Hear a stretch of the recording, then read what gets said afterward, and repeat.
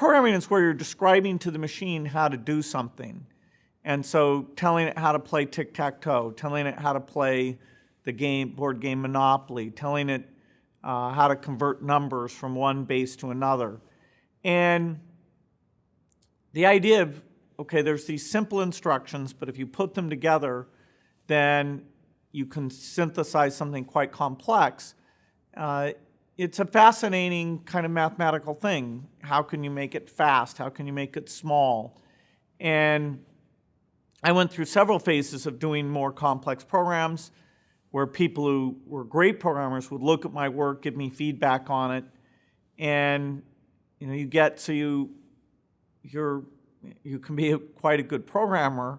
And it was kind of such an intense activity between the age of 13 and 17 that we learned a lot. Eventually, one of the programs we took on was the idea of the scheduling of our school. When should the classes meet? Who should be in which section? So you have all these requests for people who want different classes and keeping them small and not having the teachers teach too many classes in a row. Very complex kind of software problem. And actually, when the school first asked me to do it, when I was 15, I said that I didn't know how. And they asked some adults to do it, and that didn't work. And then about a year later, I'd figured out how to do it. And so my friends and I actually did the software that did all this high school scheduling. It had some fantastic benefits to us. We got paid for doing it. It was exactly the kind of complex problem that developed my skills very well. And we got some degree of control over who was in our classes, and so it combined the best of everything. Initially, when that teletype showed up, there were probably 20 kids who sort of showed an interest, and it was confusing enough that it got winnowed down to about 8 or 9 fairly quickly who were quite serious about it. And then there were about 4 of us who were hyper serious, kind of doing it day and night. And 2 of them were 2 years older than I was, and 1 was my same age. Now, in a high school, people are 2 years ahead of you. They don't socialize with the young kids all that much. So the idea that we had this group of 4 of us, was kind of unusual. We called it the Lakeside Programming Group. And one of the companies we'd been doing work for went bankrupt, the one in Seattle.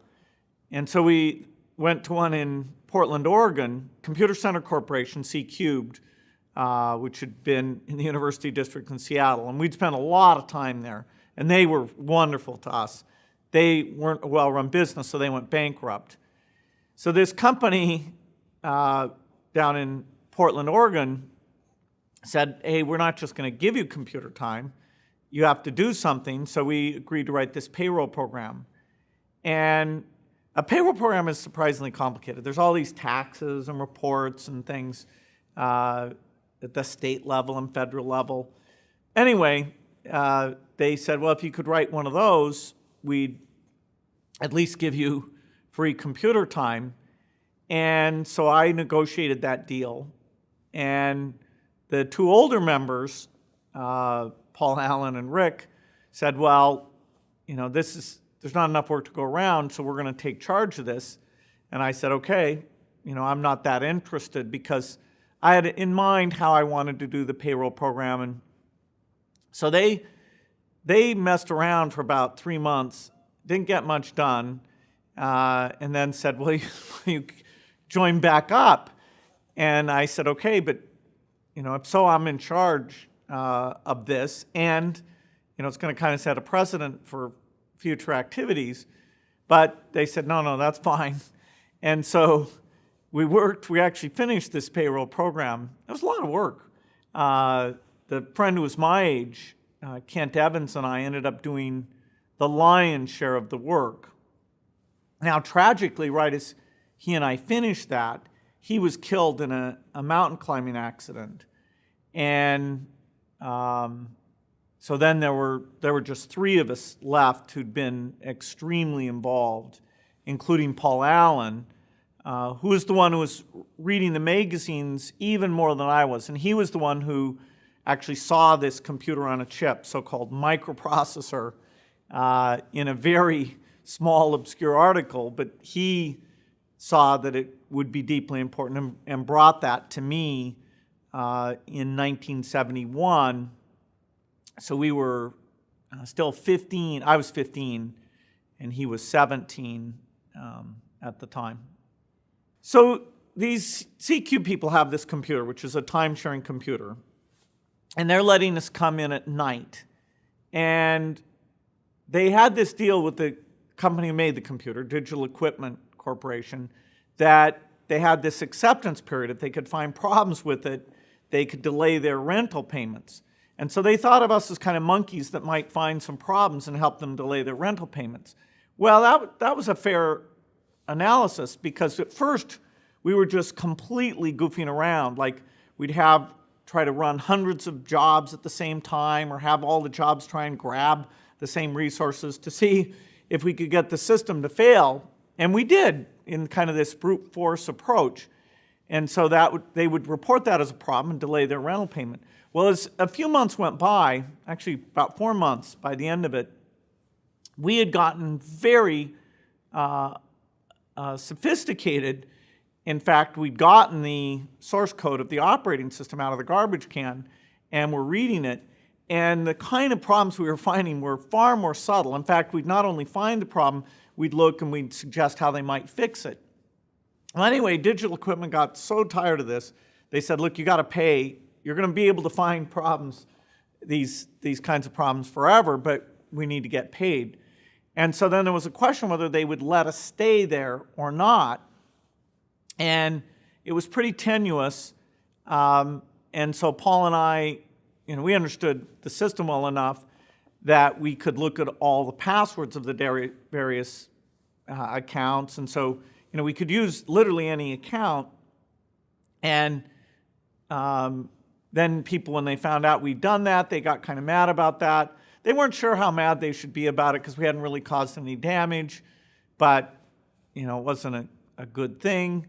Computer hacking was literally just being invented at the time.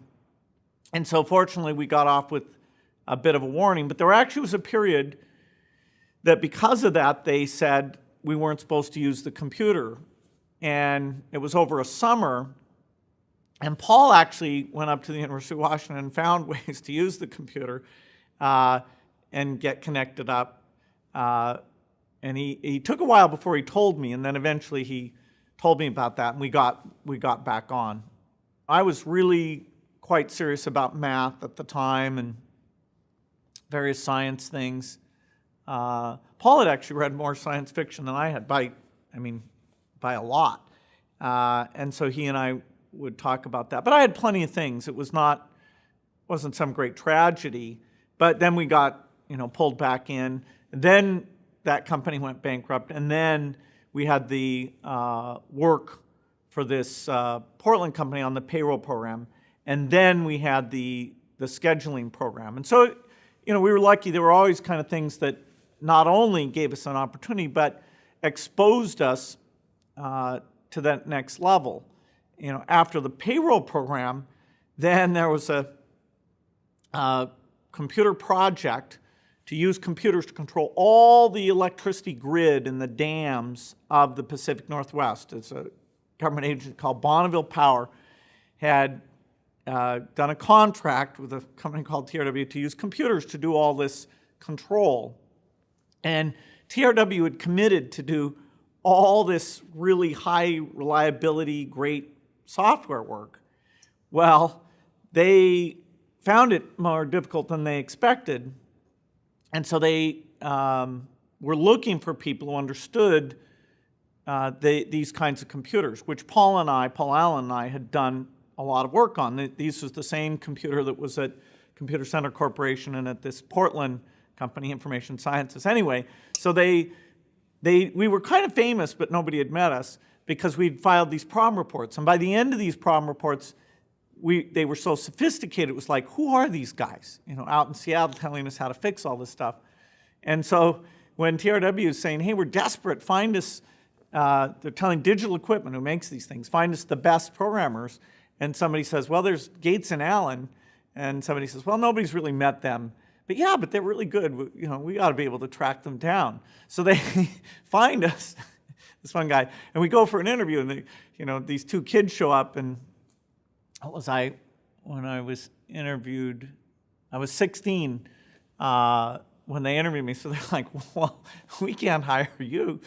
But then they talk to us about software, and we clearly know a lot. And when you're young and you know a lot, people don't have any kind of intermediate thing. You're either, what you're supposed to be, which is a kid who doesn't know that much, or they think, whoa, this guy's the limit. Well, we were pretty good programmers. But anyway, so we got jobs at this TRW, and that exposed me to some programmers who were way better than I was, who critiqued my work. I could look at their work. This one guy was really a phenomenal programmer, and he would just take my stuff and rip it apart, in this super constructive way.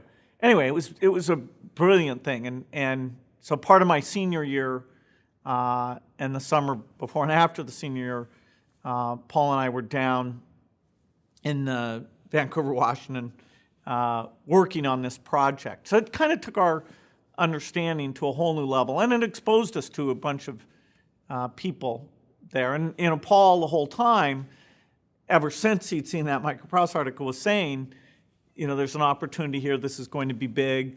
We ought to think what we're going to do about this. So we kept talking about that.